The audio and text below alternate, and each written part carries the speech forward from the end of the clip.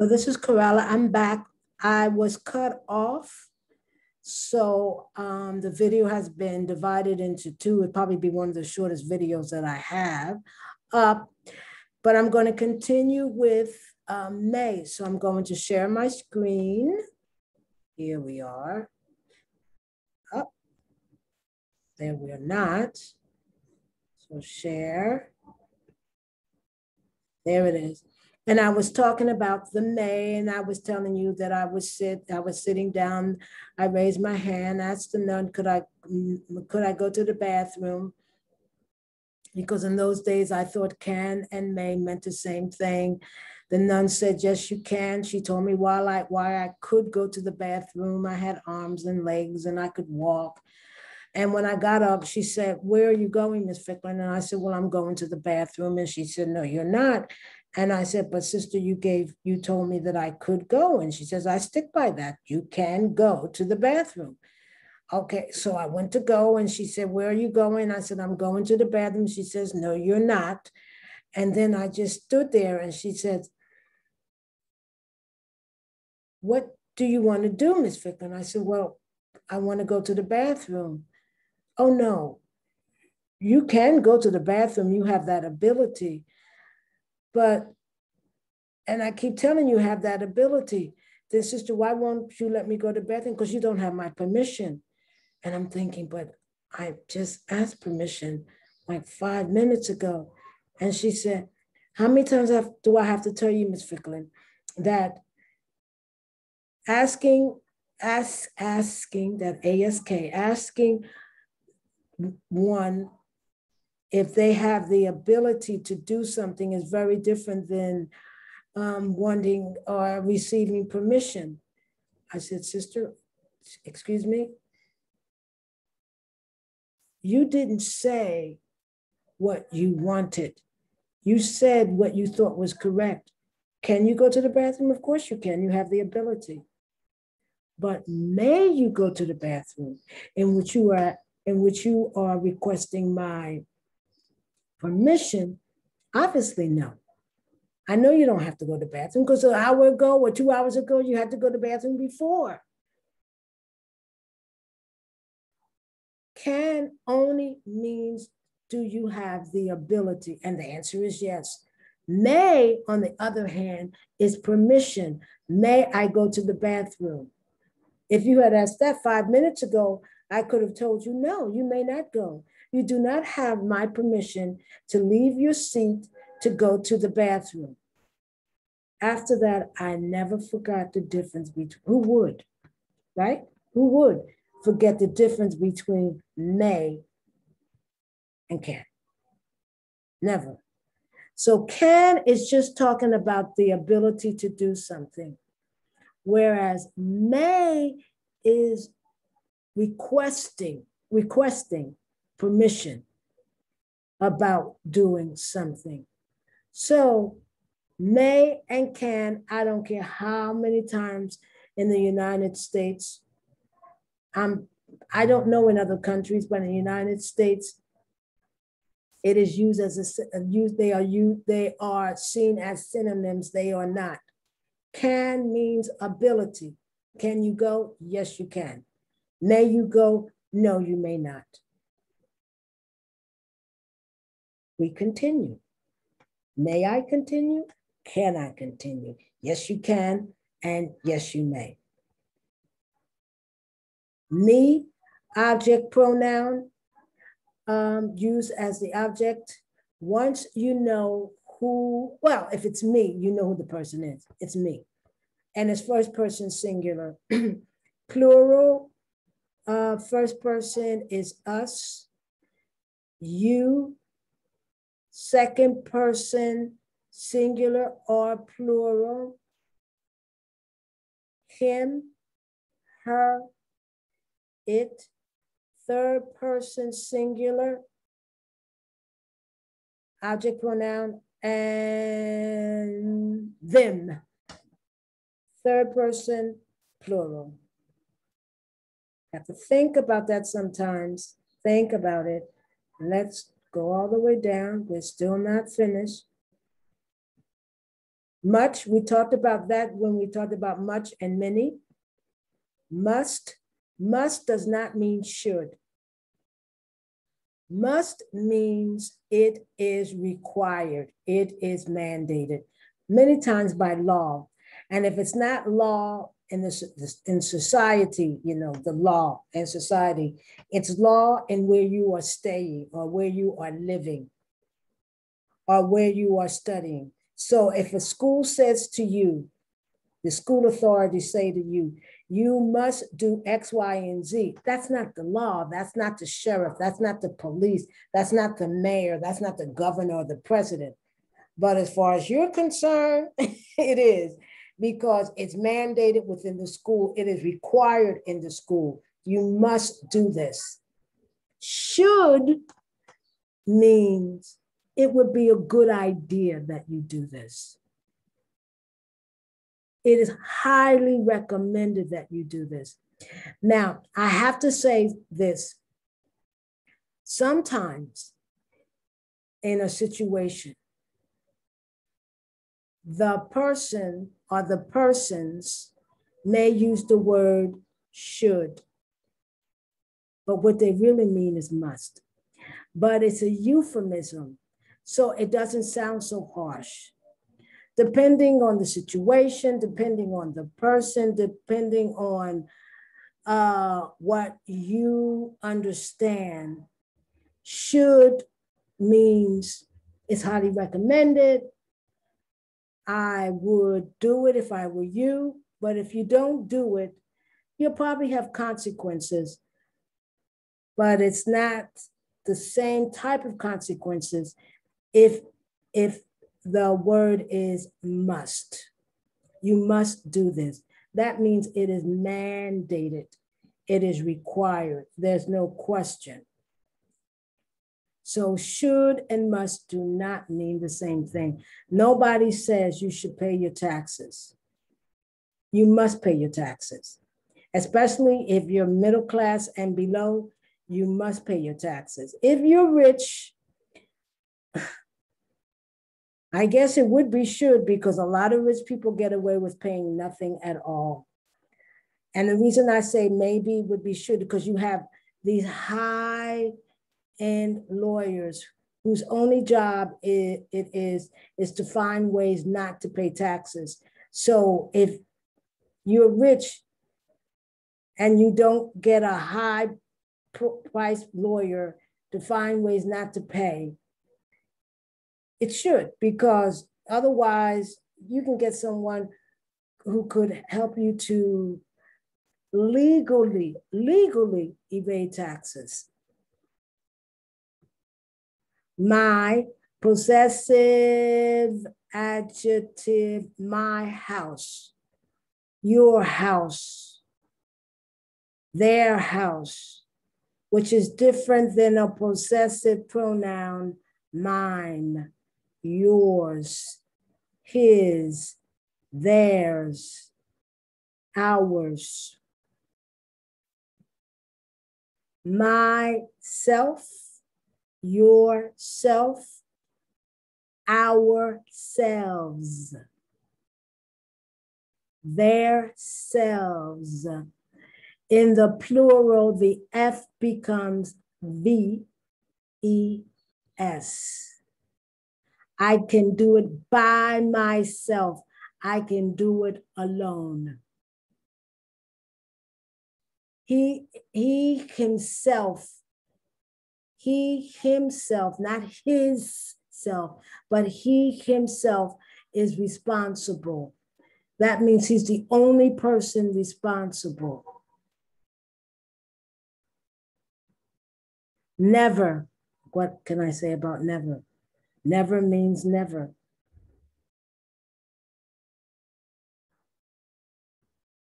New, not old. And there's two kinds of new, where in Spanish, one goes before the noun, the other goes after the noun. This is an adjective.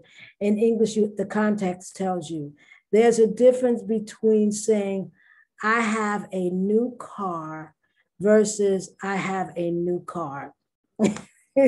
In Spanish, One of the news would go before and the other new would go after. When you mean new, for example, the year is 2021 and your car is 2021, 2022, then that means the car itself is new. It's brand new. That's when it goes after the noun in Spanish.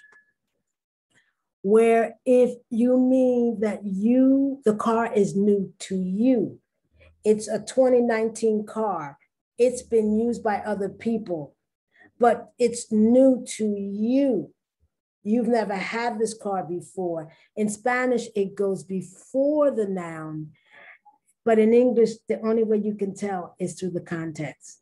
That I say, oh, you have a new car? Like, is it new? That's how people say, is it new?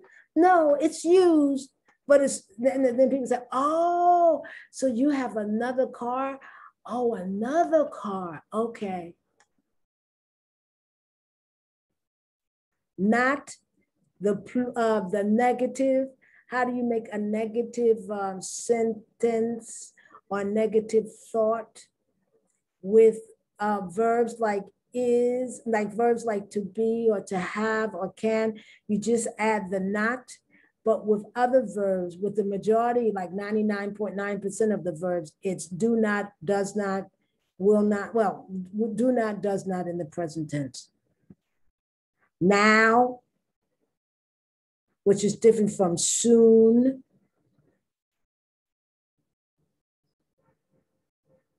Of, the F is pronounced like a V, of.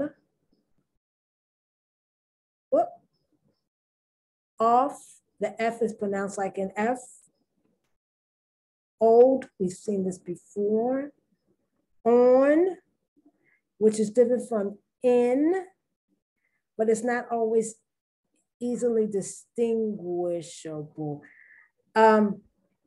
Something on is usually on the surface, and in, it's inside, but not always. And I gave the example to be on the bus, but to be in the car. That means the same thing, you're inside, but it doesn't mean the same thing as to be on the car. That means you're on top of the car. You're not inside the car. You're on the boat, you're on the bus, you're in the plane, on the plane. I'm on the plane, yes. But you're inside, you're not sitting on top of the plane. In and on, and a lot of these prepositions need to be studied. I think they need to be studied in a separate course to actually get them. Sometimes you just can't, and sometimes if you can't go from one language to the other. Once upon a time, or you do something once, you don't do it 2 times, 3 times, 4 times, you do it once, one time. One, isn't that simple? One. Oh, but it's a homophone, and the homophone you'll never guess. Or maybe you will. It doesn't look anything like O-N-E. It's the past tense of the verb to win, won. That's a homophone with, so with W-O-N and O-N-E are homophones. And only if you understand pronunciation does that even begin to make any sense. Only, she's my only friend. I have no other friends. She's my only friend. Open, it's an important verb, to open, and it's completely regular. Or, which is the opposite of and, or you're excluding one while you're including another, and you are including both. You are my mother or you're my father. You can't be both. You are my mother and my father. You are both. Our is the possessive adjective, our house, my house, their house. Okay. I'm going to do a couple more, then I'm going to do part 6. Out, which is the difference of in, and in the new parlance of out, it can also be, if you're out, that means you are not hiding, you're not in the closet, that you're about your sexual orientation. I think everyone should be out. Heterosexual should be out, gay should be out, trans should be out. And I don't have to explain. No more than a child should have to come to their mother and explain, Mom, I'm gay. Why do you have to explain? You don't have to explain, Mom, I like girls and I'm a boy. If a little boy likes a little boy likes a little boy. I know that's not realistic in the society in which we live. But to be out, we all should be out. Heterosexuals. And how about people who are asexual? They don't want anything. They don't want male or female or pansexual. It doesn't matter what you are. You could be male or female. You could be trans. If I like you, I like you. Own, possession. Pick, once again, it means it's a regular verb. It's not the most known verb, but it's important. Pick, to pick. That means to choose. I pick you, I choose you, all right? Or to pick fruit, to take fruit from the vine and take it off. Play also, it's a normal, I mean, it's an important verb because these are important words, the most common important words. Once again, completely normal. The ED stays when you put the Y, the Y stays when you put the ED.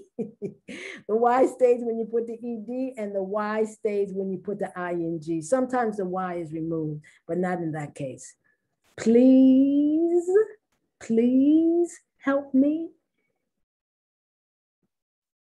Pretty has a couple of meanings. One is that you are cute. Maybe not beautiful, but cute. It's like 1 degree less than beautiful, but pretty can also mean, it's okay. He's pretty nice. He's okay. He's not the meanest person, but he's not the nicest person. He's pretty okay, pretty nice. Okay. No, pretty okay means something different. Okay, this is a pretty good car. Now that means, oof, it's an excellent car. Pull, which is the opposite of push, like you pull something, you pull it, versus you push. And guess what's next? Put, a very important verb, very important. I, you, we, they put, he, she, it puts. Put, I put the flowers on the table every morning. I put the flowers on the table yesterday. I have put the flowers on the table. Totally irregular. The irregularity isn't hard, but it's irregular. Ran, from the irregular verb to run.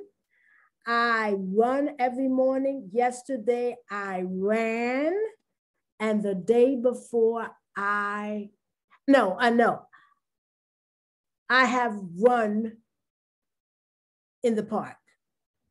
So it's run, ran, run. You will hear people say, all the time, I have ran.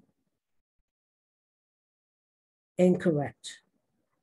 Informal or academic English.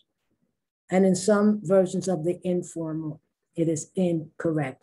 I'm gonna give you 2 more, and then that should be the next set should be the last set because I'm getting down to the nitty gritty. Read, homograph. It could either read, I could either say read or read. To read, I read every morning. Yesterday, I read the paper. I have read the paper. It's all spelled the same. The difference is it's pronounced differently. So the read is also, when it's read, it's also a homophone. R-E-A-D and R-E-E-D are spelled differently, but they're pronounced read. R-E-A-D and R-E-D are spelled differently, but they are pronounced the same. They're homographs, read. And one more. Oh, it's an important verb, yes, to read. Red, I just said about red, and it's the color red. So this is Coralla Ficklin McLean, welcome.com.